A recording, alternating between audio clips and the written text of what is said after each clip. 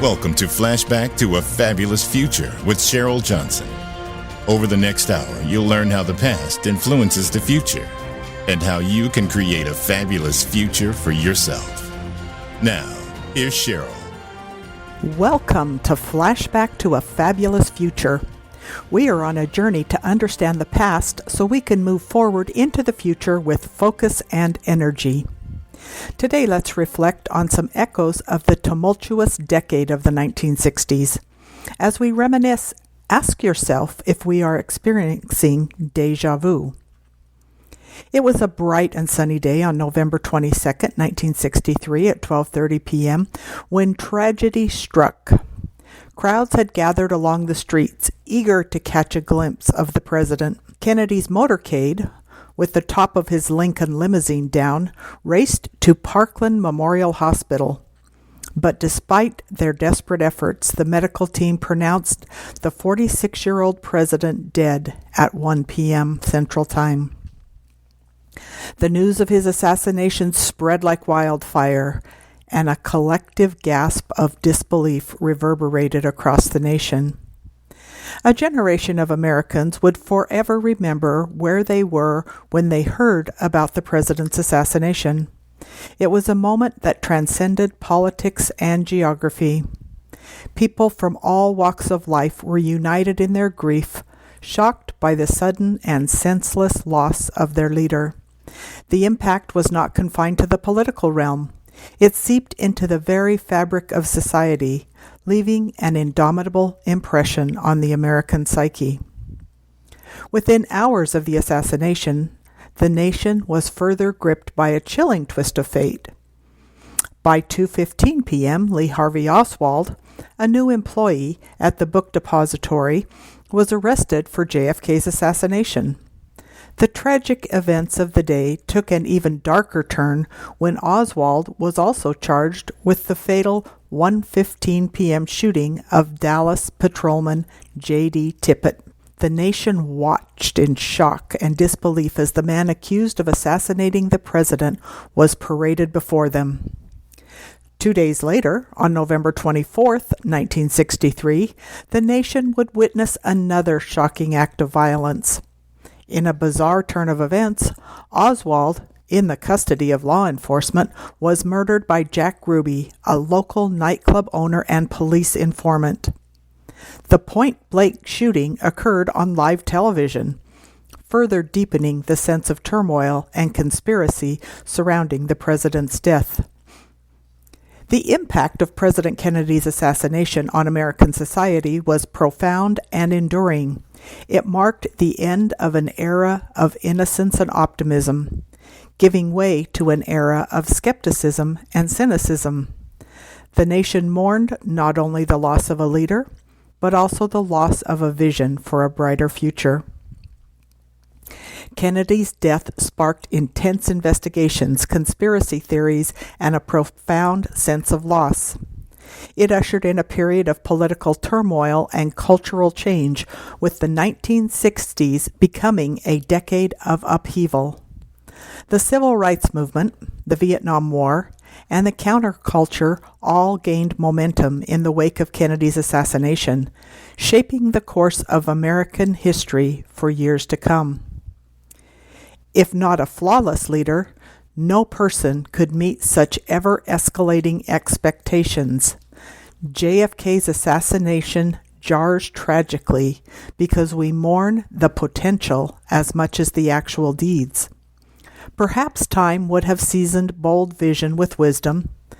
Perhaps cracks would have emerged in private that no press dared expose in that simpler era. But even flawed figures can later grow into outsized myths, their tragically curtailed possibilities overshadowing life's messier realities. President Kennedy's untimely death, shrouded in mystery and intrigue, continues to be a subject of fascination and debate. It has inspired countless books, films, and documentaries, all seeking to unravel the enigma surrounding that fateful day in Dallas.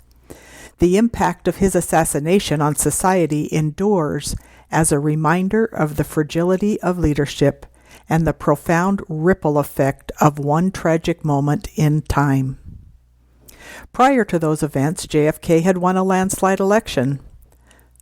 But in disentangling complex 1960s challenges, namely civil rights, Khrushchev's nuclear weapons, the budding conflict in Vietnam, obstacles remained.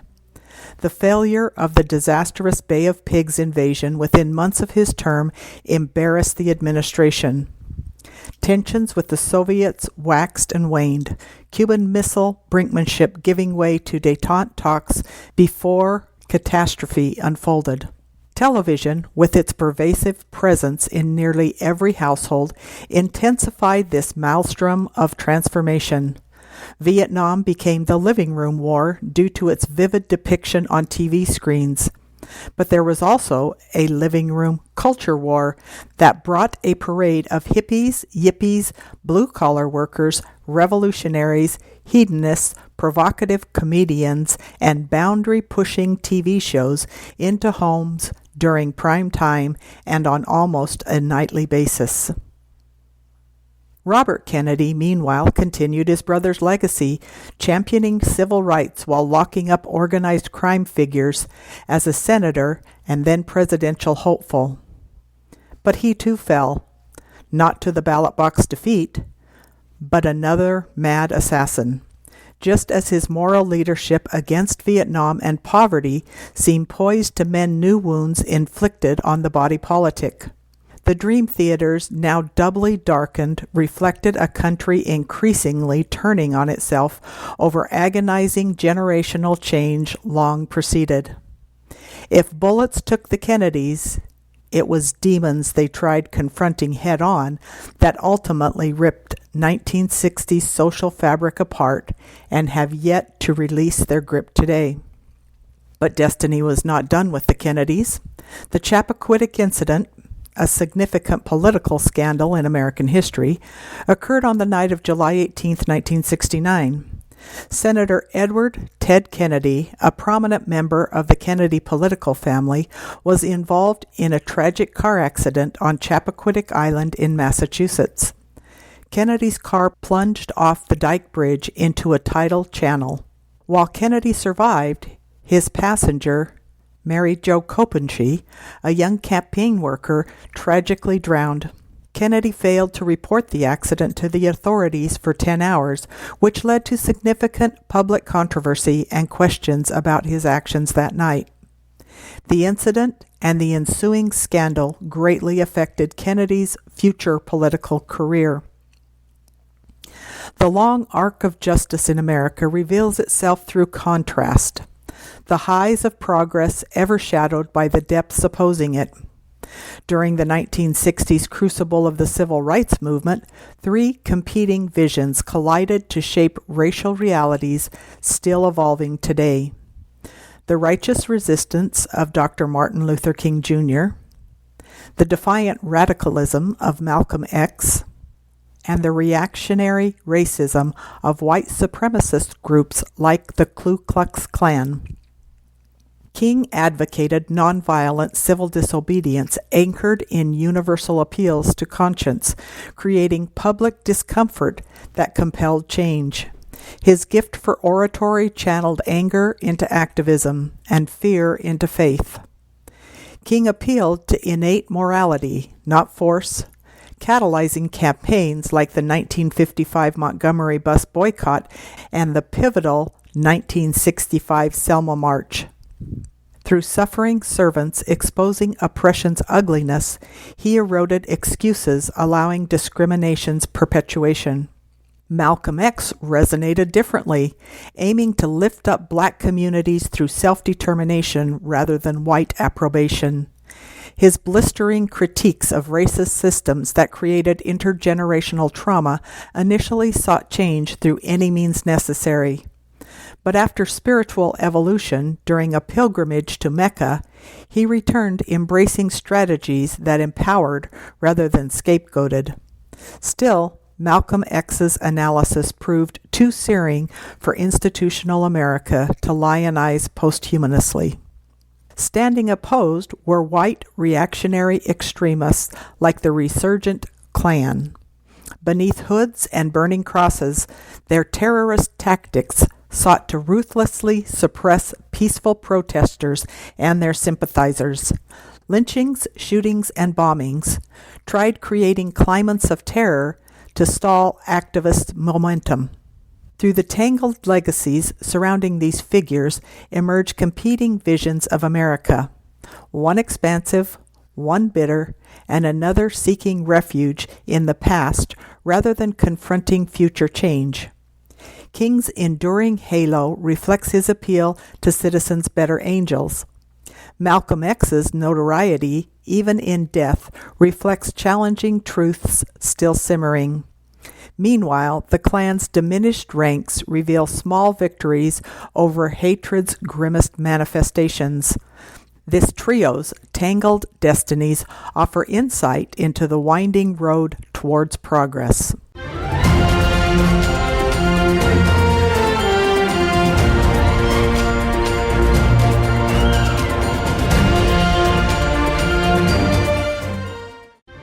Sometimes you need to look back to look forward.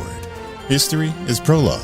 Has there ever been a time where history did not repeat itself, for better or for worse?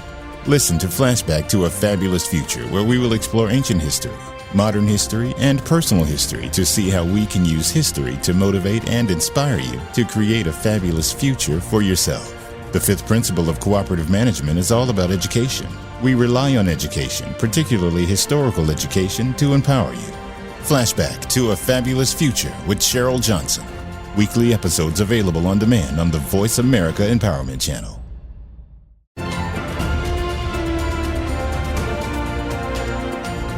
Welcome back to Flashback to a Fabulous Future. Hopefully you are learning the tools you need to build a fabulous future for yourself. Now let's get back to the show with Cheryl. The year 1968 stands as a pivotal juncture in history, ranking among the most consequential and tumultuous periods in the American experience, and its impact reverberates through the ages, forever altering the nation. During this tumultuous year, a cascade of traumatic events unfolded, culminating from the culmination of long-simmering social and political forces. In the span of just 12 months, the nation grappled with two shocking assassinations, mounting and occasionally violent protests against the escalating Vietnam War, deepening class divisions, severe economic woes, and a burgeoning civil rights movement that was growing increasingly impatient, giving rise to impassioned advocates for Black power. But the roster of transformations did not stop there. It also encompassed the rise of feminism, a questioning of the integrity of the nation's leaders, a burgeoning youth rebellion against their parents' values, campus uprisings against authoritarian administrators and societal norms, a newfound sexual liberation movement empowered by the birth control pill, and overarching it all, a fierce cultural clash over values issues such as abortion, crime, patriotism, prayer in schools, freedom of expression, and respect for institutions. This volatile mix was vividly portrayed and magnified by popular culture and an assertive news media, keen on holding political and cultural leaders accountable for pushing an acceptable narrative. Walter Cronkite, the trusted anchor of CBS Nightly News, concluded a special on Vietnam by stating, "To say that we are closer to victory today is to believe in the face of the evidence, the optimists who have been wrong in the past." It also underscored the growing influence of television in shaping public opinion. President Lyndon Johnson made an unexpected announcement that he would not seek another term that November. It was evident that his party was deeply divided. Johnson's decisions had profound ramifications, and political chaos escalated as the nation fractured into opposing factions on various issues. Reverend Martin Luther King Jr., whose I Have a Dream speech had stirred the nation. His assassination in Memphis triggered riots in over 100 cities, including New York, Washington, Baltimore, Chicago, and Cincinnati. It seemed to validate the findings of a highly regarded presidential panel in which February had reported that the United States was moving toward two societies, one black, one white, separate and unequal. These riots exacerbated racial tensions, intensifying mistrust and hostilities. The June 6th assassination of Robert Kennedy followed his victory in the state of California's Democratic presidential primary. This tragedy occurred less than 4 years after his brother, President John F. Kennedy, was assassinated in Dallas. In addition to all of this, two African-American Olympic medal winners, Tommy Smith and John Carlos, ignited a controversy when they boldly raised their fists in Black Power salute during the medal ceremony at a 1968 Olympics in Mexico City. Today, there are parallels in the demonstrations by black athletes who kneel during the national anthem at National Football League games to protest police brutality and racial discrimination. Reflective of the political landscape, in August, riots erupted outside the Democratic National Convention in Chicago, where police clashed violently with thousands of protesters. The chaos was broadcast live on television, and demonstrators chanted, "The whole world is watching." Indeed, much of the world was watching, and millions were alarmed by the apparent instability of the United States society. Many Americans were disillusioned with the state of politics and were losing faith in representative government, especially young men who feared being drafted and sent to fight in Vietnam. In response, there emerged a counter-movement led by traditionalists and conservatives. Richard Nixon crafted a resolute, right-leaning message focused on preserving traditional values and represented what he termed the silent majority, comprising middle-class and working-class Americans who yearned for stability and order amidst the tumultuous changes. Nixon also devised the Southern Strategy, which employed themes of law and order to appeal to white voters in the South and beyond. This strategy proved effective, propelling Nixon to victory in November as the nation desperately sought stability and a return to some semblance of normalcy. But month after tumultuous month, it became increasingly evident that the United States was adrift, its future uncertain.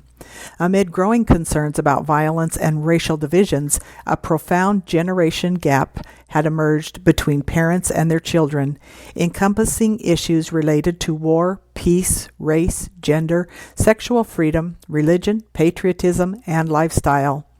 This generational schism became a defining characteristic of the era. College students grew progressively disenchanted with the established order, and on campuses, they clamored for greater control over their own lives. The feminist movement gained momentum, and a counterculture blossomed, where young individuals defied convention and experimented with unconventional lifestyles, often marked by sexual liberation, drug use, and direct challenges to authority. The Vietnam quagmire underscored the impossibility of winning the war, and the assassinations underlined the prevailing sense of despair. Although material wealth was on a slow path to decline, there were far graver concerns. The erosion of the nation's values and institutions were under intense scrutiny. Republican presidential nominee Richard Nixon's campaign tapped into grievances of white working-class Americans. Concurrently, Democrats began playing identity politics, fragmenting the nation into cultural factions often at odds with each other, despite their claims of unity. But the year concluded on a surprisingly uplifting note. On Christmas Eve, Apollo 8 achieved lunar orbit with U.S. astronauts Jim Lovell, Bill Anders, and Frank Borman aboard, becoming the first manned spacecraft to do so. The event brought joy to the entire nation, with the astronauts receiving numerous telegrams and letters upon their safe return. One message resonated deeply with the three heroes. You saved 1968. As the year drew to a close, the nation's path forward appeared uncertain, leaving many to question whether it could find stability. Everyday Americans were grappling with diminishing optimism about the future, with a travel ad in France encapsulating the prevailing sentiment. See America While It Lasts. The assessment of what the 1960s signified remains divided among those who lived through it and those historians who study it. The year encompassed a growing cynicism toward government and institutions, which appeared mired in deception and dedicated to thoughtless conformity. In some aspects, it is argued that America was on the brink of losing its sanity and its soul. However, historians also contend that the nation reinvented itself during this period, emerging as a more tolerant and less constrained society, one increasingly accepting of individuality and more willing to challenge authority. Others viewed it as violating moral norms and a breakdown of the nuclear family, the bedrock and foundation of any successful society. In essence, the upheavals of the 1960s, both positive and negative, underscored that once social change reaches a critical mass, it becomes an unstoppable force. Frank Donatelli, a Republican strategist and former White House political director for President Ronald Reagan, adds, 1968 marked a turning point. It remains a pivotal moment that continues to shape the American narrative today. Bill Galston, a political scientist at the Brookings Institute and former senior White House advisor for President Bill Clinton, grimly observes, "It was a dreadful year. I believe it was the most tumultuous year for American society since the Civil War." Today, the nation is currently ensnared in severe polarization, this time largely along ideological and partisan lines. Tragically, violence has resurged, typified by riots and crime-ridden cities. Apprehension regarding U.S. overreach and miscalculation abroad persists, and the menace of terrorism, both homegrown and imported, concern people. Intense battles for personal rights have reignited, focusing on issues of race, gender, and more. Values are once again in conflict as political clashes arise between proponents of traditional marriage and organized religion and those advocating transgender rights, same-sex marriage, and a more secular approach to life. The established political system is under siege again. Many of the questions raised during the pivotal decade of the 1960s regarding the kind of nation the United States should be remain unanswered to this day. Our political class has reignited echoes of the turmoil from half a century ago, marked by vehement attacks on the status quo, unrelenting confrontations with adversaries, and polarizing arguments with opponents with a focus on disrupting the established order. The nation is closely divided and taking sides, making today appear increasingly consequential and tumultuous, akin to the decade of 1960. Even if you experienced deja vu and the path forward seems bleak, let's find a way to ferret out those lunar landing moments as we strive to weave a future marked by cooperation, understanding, and a commitment to avoiding the mistakes of the past. Thank you for joining us on this enlightening journey through time on Flashback to a Fabulous Future.